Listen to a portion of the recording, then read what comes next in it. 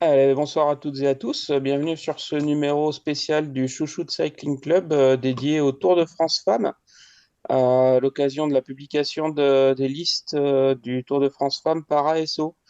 Bonsoir McFly, comment vas-tu? Bonsoir, ça va très bien.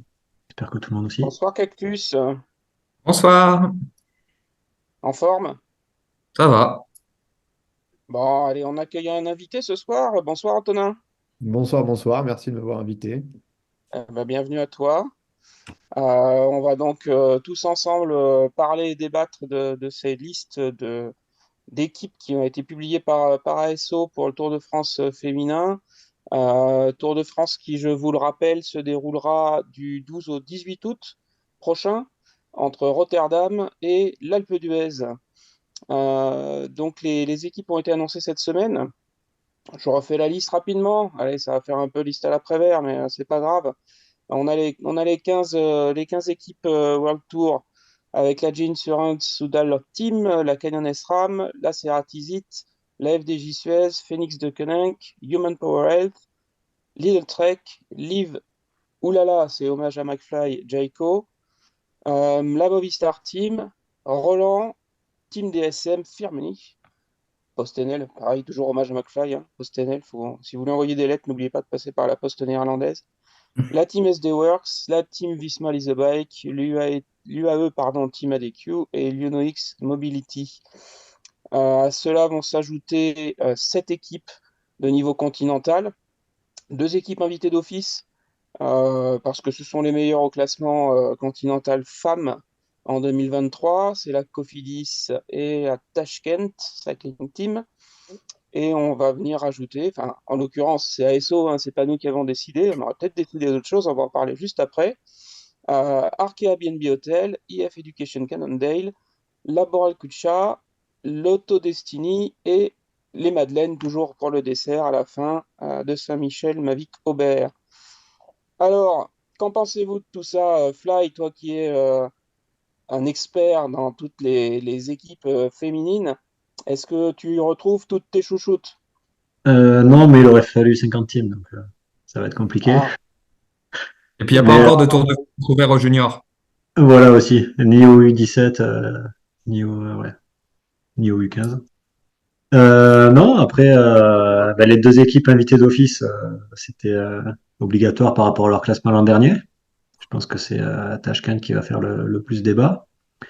Après, pour les autres, il y a les équipes françaises les meilleures, que ce soit Arkea et les Madeleines, de Saint-Michel-Aubert 93 Mavic.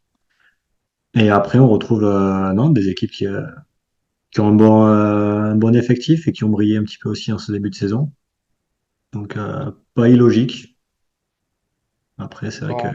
il aurait fallu en avoir plus pour vraiment avoir toutes les meilleures, mais je trouve qu'il n'y a pas. Enfin, elles méritent d'être là. Après, il y a d'autres équipes qui mériteraient aussi d'être là, mais peut pas y avoir tout le monde. Alors Antonin, en tant qu'invité sur ce Chouchou de Cycling Club, qu'est-ce que tu penses toi de tout ça? Avant de voir éventuellement peut-être quelques statistiques avec Cactus, qui a toujours des statistiques dans sa manche. Moi, j'en pense que c'est assez logique dans l'ensemble. Il y a effectivement cette histoire de Tashkent qui, moi, me questionne un peu plus, parce que c'est une équipe qu'on ne connaît pas, qu'on a peut-être même rarement vue, même jamais vue. Je mets au défi quiconque ici de citer une seule de leurs coureuses, par Alors, une, exemple. ça va. Alors, faut pas dire ça. Faut pas dire ça Oui, parce que mon travail, c'est de chercher dans les petites courses pour dire les résultats. Et je peux te dire que Yanina Kuskova a dû Ouais, faire voilà. sur une étape du Tour de Gila cette semaine. Voilà, c'est la seule qu'on est en mesure de citer si on a, Il y si on a a Olga sélectionné pour. Zabelinskaya aussi. Oui, mais voilà, mais elle a Mais 43 ans. Voilà, c'est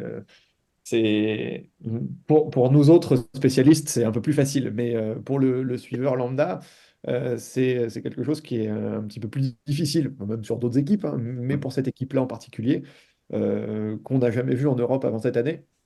Euh, du moins, personnellement, je ne les ai jamais vus en Europe. jamais vu non plus.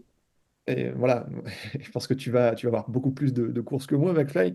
Euh, Moi, ça me questionne un peu plus, ne serait-ce que pour le niveau, sur comment elles ont atterri ici, sur ce classement continental qui a un barème qui vaut ce qu'il vaut. Y a-t-il un barème parfait? Je ne pense pas. En revanche, s'inspirer du modèle masculin avec des contis pro et des contis classiques, je pense que ce serait pas une mauvaise chose pour éviter ce genre d'invitation un petit peu farfelue. Ce n'est que mon avis, mais quand on marque des points au championnat d'Ouzbékistan et pas ailleurs, ça questionne sur la qualité de l'effectif, sans remettre en question quoi que ce soit de l'investissement des filles. Après, sur le reste, c'est somme toute assez logique, hein. Arkea, IF, Laboral Cucha et Saint-Michel, c'est des équipes qui ont largement le niveau pour être là. Euh, je pense que l'équipe espagnole peut remercier Ana Esteban d'avoir signé à l'intersaison. Je pense que c'est le principal argument. J'ai un petit peu plus de réserve sur l'Autodestiny parce que, à part Thalita de Jong et Mieke Dox, c'est quand même assez limité en termes de profondeur d'effectif. Mais ASO caresse un petit peu ses partenaires géopolitiques dans le sens du poil, j'ai envie de dire, avec une équipe belge invitée, ça aurait fait tâche de ne pas l'inviter, euh, parce qu'ASO est très présent en Belgique et parce que c'est aussi une relation de confiance, je pense, avec les équipes belges. C'est quelque chose d'assurant, de rassurant même pour eux, que d'inviter une Ouais, ouais, équipe après aussi. on en a un petit peu parlé sur les précédents Chouchou Cycling Club. C'est vrai que Thalita de Jong fait quand même aussi un début de saison plus qu'intéressant, on va dire, hein, vraiment, vraiment au niveau. Oui, Et complètement. puis chez Laboral, comme tu l'as dit, il y a effectivement Alain Saint-Esteban. D'un point de vue purement géopolitique aussi, il y a peut-être un petit peu moins au niveau des résultats, mais il y a Eri Yonamine qui a signé aussi là-bas, qui est souvent présente, ou en tout cas qui, je pense, est un facilitateur pour les équipes dans lesquelles elle roule, Mm. pour pouvoir être invitée sur des courses comme celle-là. Donc voilà, après, il y a de toute façon dans toutes ces équipes des jeunes femmes capables de performer, capables de sortir des résultats, y compris sur un Tour de France femme, je le pense. Euh, voilà, Saint-Michel, c'est pareil, même si le début de saison est un petit peu en demi-teinte de mon point de vue, mais voilà, il y a effectivement de quoi faire. Ouais, Cactus, elles ont joué de malchance aussi, Saint-Michel. Donc, je pense un au petit peu. Chambéry, ouais. Ouais, tu vois. Cactus, tu peux nous rappeler peut-être la règle et nous donner quelques infos sur Tashkent? Alors, Tashkent, il y a des soupçons, bah, notamment relevés par Marceau, d'histoires de courses créées un peu artificiellement pour pouvoir gonfler le total de points, de choses comme ça.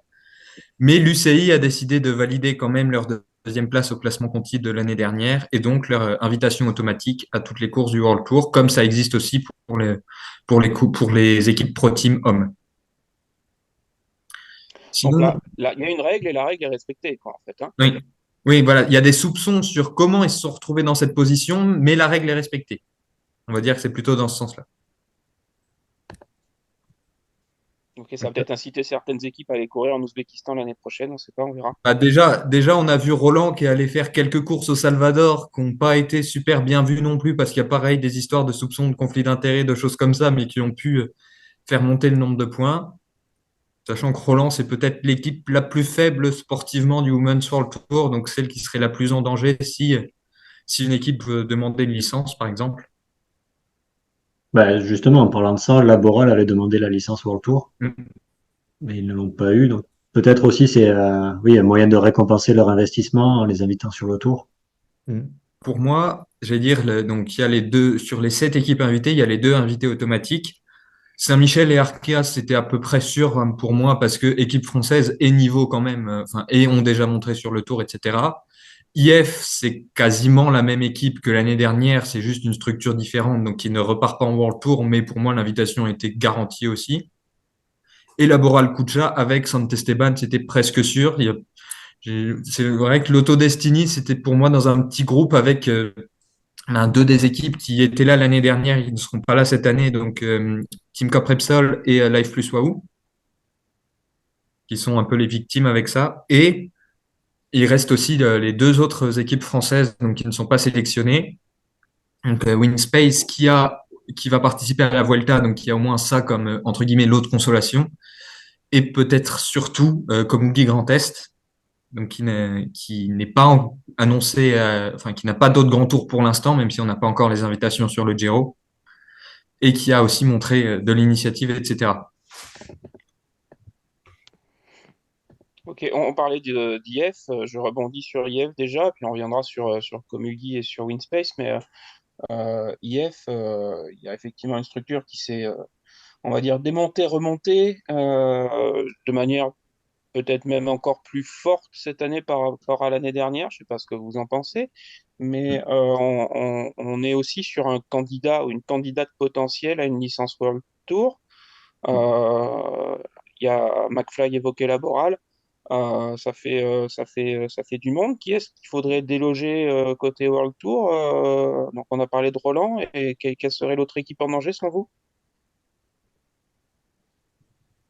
Et il me semble que c'est UnoX qui est sur la fin du classement, Ouais, il me semble que c'est ça, ouais. Ok, ok. dans vite fait. Après, il y a le classement, mais après, il y a aussi le ressenti, il y a aussi la visibilité qu'on peut avoir sur ces équipes-là. Ouais, il y a Alors, Ceratizit qui est mal en point aussi, hein. ouais, c'est un titre qui est monté justement cette année, enfin, qui n'était pas au Ouais, retour l'année dernière, il direction me de semble. nouveau. Ceratizit qui est dernière des World Tour avec 1000 points, 400 de retard sur UnoX, 600 sur UN Power Dead et 700 sur AG Insurance. Roland est un peu plus haut, quasiment 1900 points, donc il y a quand même un gap assez important entre Roland et Ceratizit qui est dernière. Merci les courses au Salvador, alors c'est ça? C'est Ouais, ça. avec une grosse perte d'entrée Christoforou, championne de Chypre cette Mhm. semaine. Ok, ok. Je veux dire, pour être précis sur avec la structure IF, etc., si, c'était aussi, il me semble, une volonté de structure de l'équipe homme. Donc avant c'était une structure, je veux dire presque un peu plus comme FDJ Suez par rapport à Groupama FDJ qui avait un sponsor en commun mais qui n'était pas complètement lié. Et là, ça a été refait de façon à ce que ce soit vraiment une structure comme il peut y avoir pour DSM par exemple. Ouais, Et c'est pour ça aussi Exactement. que c'est reparti en Conti et pas en World Tour, il me semble, c'est pour des questions juridiques, de licence, etc. ouais. Ok, merci d'apporter cette précision, effectivement, Cactus. Merci. Euh, Si on revient sur l'auto, par exemple, donc c'était un petit peu l'équipe dans la balance de ce que j'ai vu de vos commentaires et de vos échanges sur X. Euh, Est-ce que c'est quand même justifié qu'elle soit là au détriment, donc on l'a dit, de Cop Repsol et de Life Plus Wahoo? Est-ce que Taïta de Jong, en gros, pour dire les choses, suffit à faire inviter cette équipe? Ou est-ce que vous pensez qu'il y a d'autres raisons? Bon, après, peut-être qu'on peut voir, c'est que sur les deux précédentes éditions, ils n'étaient pas invités. Et ça reste un petit peu une équipe historique du cyclisme féminin qui était là depuis plusieurs années. Ouais, Ils n'ont complètement. pas été invités. L'an dernier, Coop, ça avait été un peu pareil. C'est une équipe historique qui n'avait pas été invitée pour la première année. Ils ont été invités la deuxième. Il y a Life Plus Wahoo l'année dernière. Il y avait la Parc Hotel à l'époque, il y a 2 ans, qui n'est pas invité cette année non plus. Donc c'est peut-être aussi un moyen de voilà faire tourner un petit peu les équipes qui sont qui ont un historique et qui mériteraient d'être sur le tour. Et donc voilà, les avoir une année sur trois, ça me paraît pas illogique. Donc tu vois, par exemple, toi, Fly, plutôt des tours de rôle, entre guillemets, de faire tourner ces équipes invitées entre des équipes historiques du cyclisme féminin pour les prochaines années? Donc ouais, il peut y avoir ça. Après, c'est pas, oui, il y a le côté historique et c'est vrai qu'il y a pas les structures qui restent aussi des bonnes structures, quoi. C'est pas enfin, ça reste du haut niveau et proche du World Tour qui aussi court beaucoup en Belgique ou aux Pays-Bas et dans plein d'autres courses qui sont à niveau élevé. Donc c'est pas vraiment, voilà, enfin, c'est pas une équipe qui est invitée juste parce qu'ils ont enfin, un historique et qui sont là depuis quelques années. Bon, et si s'il fallait rajouter une équipe à tout ça, j'ai vu aussi dans les échanges que Tashkent, on pourrait imaginer que et ce serait peut-être bien vu qu'il se désiste, bon, même si moi personnellement je n'y crois pas trop, mais Bah, si, imaginons qu'il se désiste au profit et qu'il laisse une place de libre. Ça sera au profit de quelle équipe selon vous? Ouais, ça, Allez-y, hein, allez-y. il y a les équipes Premier coup d'arme françaises gagné. qui peuvent être, ouais, les équipes françaises, donc Komugi et Et Winspace. Winspace? Il peut y avoir aussi Siniska qui a aussi un lien avec la France, avec plusieurs coureurs français, coureuses françaises. Life Plus, Coop, Walker Vessels, qui sont aussi des bonnes équipes. Donc c'est vrai qu'après, ouais, il n'y a pas non plus une équipe qui se distingue, je dirais. moi, j'allais dire, je mettrais peut-être Komugi un peu en avant, j'allais dire, comme j'évoquais tout à l'heure, parce que Winspace a déjà la Vuelta qui est prévue. Et Ouais. ça pourrait être bien dans cette même logique de un peu tourner entre les équipes historiques, tourner entre les équipes françaises sur les grands tours. Ça pourrait être quelque chose qui me semblerait pas incohérent de la part d'ASO qui fait aussi, enfin, qu'on voit, qui fait tourner, par exemple, cette année chez les hommes, avec les différentes invitations sur Paris-Nice et le Dauphiné, où il y a eu, il me semble, Tudor et Uno X sur Paris-Nice, et ce sera Q36 et Total sur le Dauphiné, par exemple. On sait qu'ASO a l'habitude de faire tourner entre les équipes, donc ce serait pas incohérent de voir ça aussi du côté féminin. Ouais, ça se fait sur une année chez les hommes, chez les femmes, c'est plus difficile. Euh, Moi, s'il fallait enlever Tashkent, et je pense que pour leur bien-être, je pense que pour la santé mentale des filles qui y participeront, je pense que c'est mieux, en fait. Parce qu'on n'est pas à l'abri d'avoir un petit peu comme ce qui s'était passé avec l'équipe Stade Rochelet Charente-Maritime sur la première édition, où Séverine Hérault a terminé toute seule. Je pense que c'est un risque pour Yanina Kouskova que de terminer le tour toute seule à l'Alpe d'Huez, et c'est pas une grimpeuse. Donc elle risque de terminer très loin et toute seule. Donc Donc, déjà, si elle arrive jusqu'à la dernière étape. donc déjà, si elle arrive jusqu'à la dernière étape, effectivement, moi je mettrais peut-être davantage en avant Komugi. Et c'est pas parce que je suis lorrain d'origine, hein, ça n'a rien à voir. L'équipe est basée à côté de Nancy, donc moi je suis un Mosellan, donc je pourrais y voir quelque chose de négatif. Je mettrais plutôt Komugi en avant parce que bah, c'est une équipe que je vois grandir, qui est en Conti pour la deuxième année seulement. C'est une équipe qui est arrivée en Conti après avoir été en National 1, le team Macadam Cowboy, et qui grandit avec les moyens qu'elle a, qui a participé à Paris-Roubaix, qui a fait le Tour de Suisse l'an dernier avec des résultats assez intéressants, qui, je pense, sera invité à nouveau cette année, puisqu'il y a toujours des Suisses dans l'équipe. Je sais plus, je crois que c'est Fabienne Bury, je sais pas. Et puis il y a des Françaises qui, sous couvert de sortir de l'infirmerie et de retrouver une forme décente, peuvent être intéressantes sur des étapes comme celle d'Amnéville ou de Morteau. Euh, je pense à Chloé Charpentier, ancienne championne du Grand Est, et à Ségolène Thomas, qui, quand elle courait encore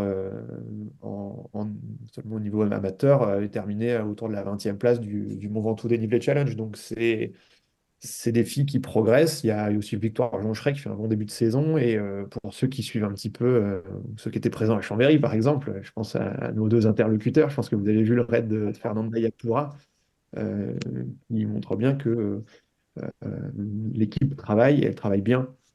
Euh, c'est, à mon avis, Ouais, l'équipe qu'il faudrait inviter si Tashkent se désistait. Et bon, je parle là, c'est une uchronie complètement, ça n'arrivera jamais, mais je pense que c'est une équipe qui gagne à être connue comme UJ. ouais, alors moi je vais quand même vous mettre face à vos contradictions, messieurs, mais vous me dites que Tashkent, ils vont faire 7 DNF et que ça va Ouais, ressembler à on La les connaît Rochelle. pas, donc peut-être qu'elles vont tenir, hein. Voilà, et que ça va ressembler à La Rochelle qui avait fini un petit peu dans les mêmes eaux. Bah, moi, je vous dirais que Comuji, je les vois pas faire beaucoup mieux, honnêtement, même si effectivement, il y a une structure qui est en devenir. Il y a des filles qui ont certainement du talent et qui méritent de voir ce talent se développer dans les années à venir. Est-ce que c'est pas un cadeau empoisonné que de faire venir une équipe comme ça? Encore une fois, on l'a vu avec La Rochelle. Honnêtement, j'ai trouvé que c'était un peu un cadeau empoisonné. Ils Je n'ont pas trouve eu de que chance pour non plus, La Tashkent, Rochelle.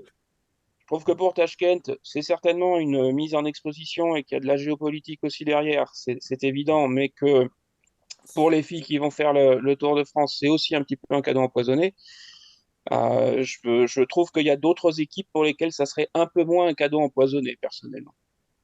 Bah, Bah, si après, tu remplaces Tashkent par la DN1 de Chambéry, moi, ça fait pas tâche, hein. Non, mais je la remplace plutôt par, effectivement, comme disait Fly tout à l'heure, par une Life Plus Wahoo ou par une Cop Repsol qui devrait ne pas finir avec cette DNF. Il y en aura peut-être que 3 ou 4, mais Bon, voilà, après, il y a l'aspect on équipe va pas plus française loin. aussi. C'est des OTL Et plus que des il y a DNF, à des mon avis, hein. alternatives. Ouais, il y a des alternatives. Après, je pense qu'au niveau équipe française, il y a eu la prime aux équipes françaises sur les premiers Tours de France féminins parce que bah, on relançait le Tour de France féminin et que c'était quand même le Tour de France. Le Tour de France, c'est le Tour de la France. Donc voilà, il y avait cette prime-là, mais on voit bien que bah, c'est un peu limité dans la profondeur de banc. Forcément, c'est normal, hein, le cyclisme féminin a besoin de se développer encore pour arriver au niveau du cyclisme masculin. Donc voilà, après, il y a certainement des équipes qui sont plus capables d'assumer une course d'une semaine comme le Tour de France féminin, non? Après, on pourra dire que c'est aussi un moyen de développer l'équipe, de participer au Tour de France, de mettre la lumière dessus, etc., de permettre le développement de l'équipe, qu'il y ait des, je sais pas, des sponsors potentiels qui disent, ah oui, elles vont souvent dans l'échappée, etc. Ça peut être un bon investissement pour nous. C'est, Oui, oui, je te laisse à ces illusions-là, mon cher Cactus. Je te redonne l'exemple de La Rochelle. Regarde où on en est arrivé. C'est une équipe sino-la Rochelloise, désormais. Après, Donc c'est et si on en est à se poser ce genre de questions sur est-ce que la sélection est légitime, cohérente, moi je pense qu'il y a aussi un côté un peu positif qu'on ait à se poser ces questions-là. C'est que vous avez un niveau général qui augmente et que grâce à ça, justement, on en vient à se poser la question, bah, est-ce que telle équipe a sa place parce qu'il y a l'autre quand même qui est assez forte, et ainsi de suite, ainsi de suite.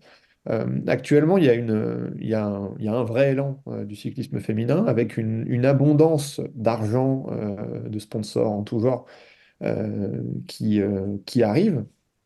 Et le seul problème, et ça j'en parlais avec plusieurs interlocuteurs dans le cadre de ma thèse, le problème de cette abondance d'argent, c'est que c'est très inégalitaire.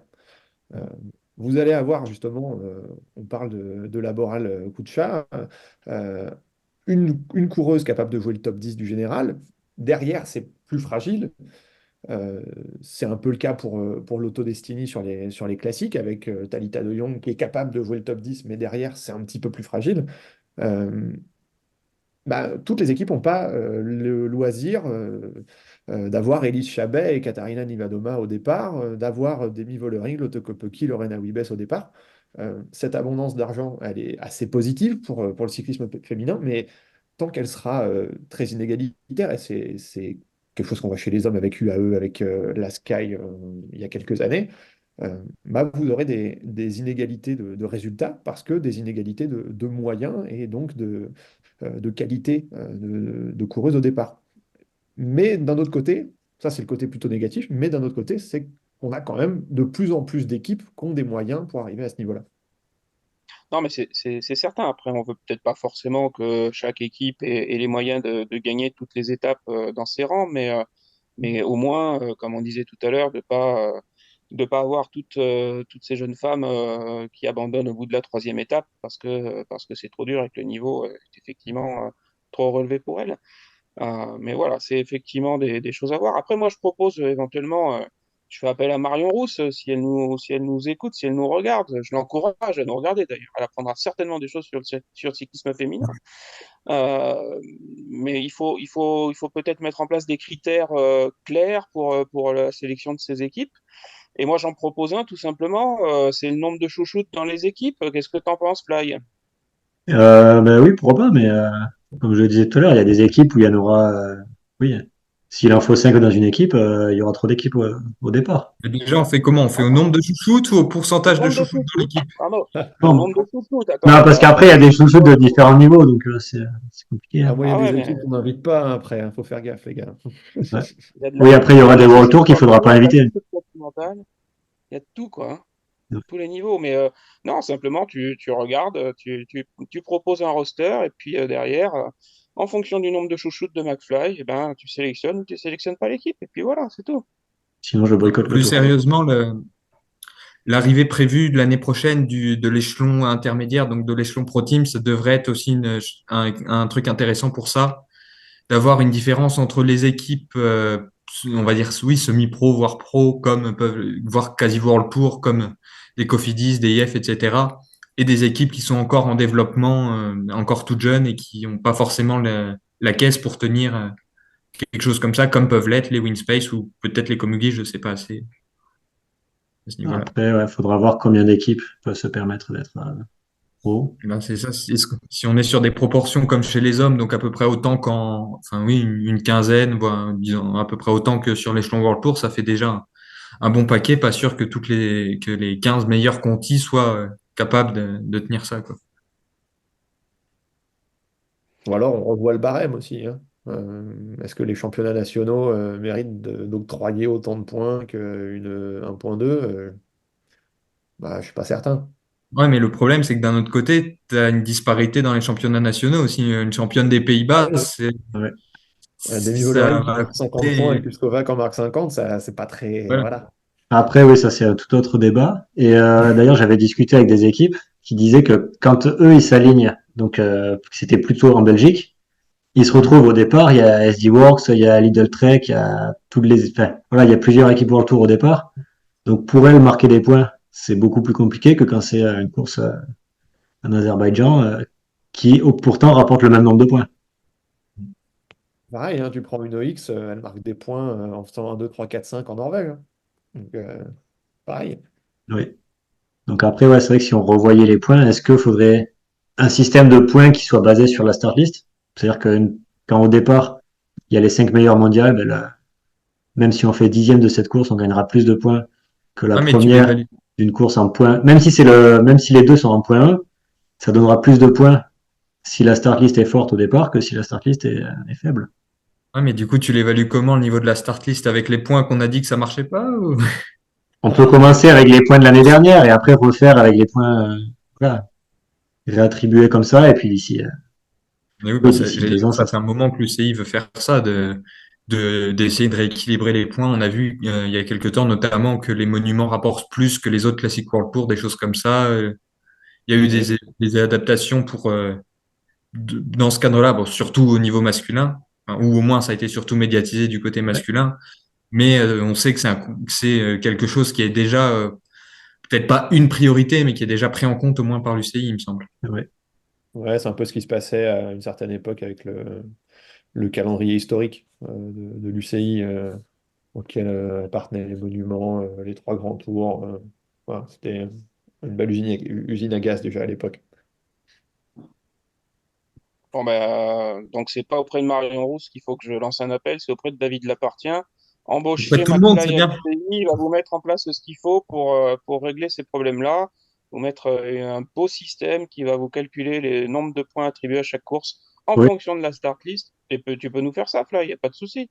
Ouais, et puis même j'avais pensé aussi à un principe par groupe sur le résultat, c'est-à-dire que quand il y a un groupe qui arrive de la 20e à la 40e place, on peut dire que oui, les 20 vont prendre le même nombre de points. Pour qu'il y ait pas... Après, c'est aussi un point qui avait été évoqué en termes de sécurité, c'est que sprinter pour la 20e place, ça n'a aucun intérêt, mais s'il y a que la Oui, pour 20e place qui rapporte des points et qu'elles sont 40 arrivées pour la 20e place, Mm. Ça sprint, voilà. Et ça sprint. puisqu'il y a un intérêt du coup. Est-ce qu'il y a vraiment une grande différence entre la 20e et la 40e quand elles arrivent tout en groupe? Ah, bah, écoute,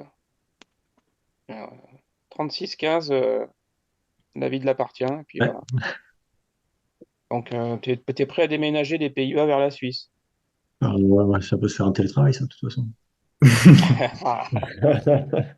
Ouf, on est sauvé. On aura toujours des reportages sur Oui. place. Bien. Est-ce que vous voyez d'autres choses à dire ou d'autres remarques à faire sur cette annonce d'équipe au départ du Tour de France féminin? Alors, bah, j'avais noté les équipes qui étaient invitées sur la Vuelta pour voir justement s'il y a des consolations, des choses comme ça. Donc, équipes qui vont doubler, normalement, il y a l'Auto Destiny et Mhm. la Borel mais qui a le truc équipe nationale, on va dire. Et dans les équipes qu'on a citées parmi les perdants, enfin les perdantes ou les oubliées, Juste, il y a IF aussi. IF, oui, pardon, aussi. J'ai trop l'habitude de les voir en World Tour, c'est pour ça. Et donc, parmi celles qu'on a citées dans les oubliés, on a Volker Wessels, Winspace et Kopp, il me semble. C'est possible. Ouais, il y a B-Pink aussi qui est présente, qui est une équipe hyper intéressante aussi, B-Pink. Mais qui sera sûrement sur le Giro aussi, Probablement d'ailleurs. sur le Giro. Avec face à Bortolo, peut-être Ljubljana aussi avec Giada Borghesi qui a fait quatrième Ouais. à Champagny. On en a parlé dans le dernier épisode. Ah, j'ai pas tout écouté, excusez-moi. Mais hier, elle a fait cinquième au Grand Prix de la Libération en Italie aussi. Derrière les Elle est quatre sur, UAE. elle est sur Derrière 4 un UAE, bon ouais. enchaînement. Ouais.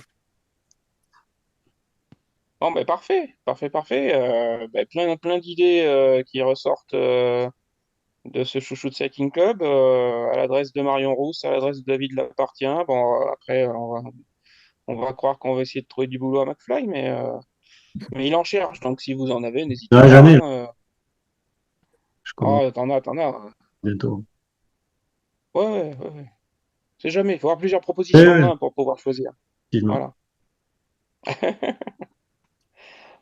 Bon, bah écoutez, si on a fait le tour de ce sujet, je vous remercie tous de votre participation. Je pense qu'on aura l'occasion de se retrouver pour parler un petit peu plus amplement de ce Tour de France femmes, et notamment évoquer le parcours, évoquer les favorites, et puis bah, faire une revue complète de ce Tour de France, savoir également où vous pourrez retrouver McFly. Il Sur nous toutes les donnera tous étapes. les points de bien entendu.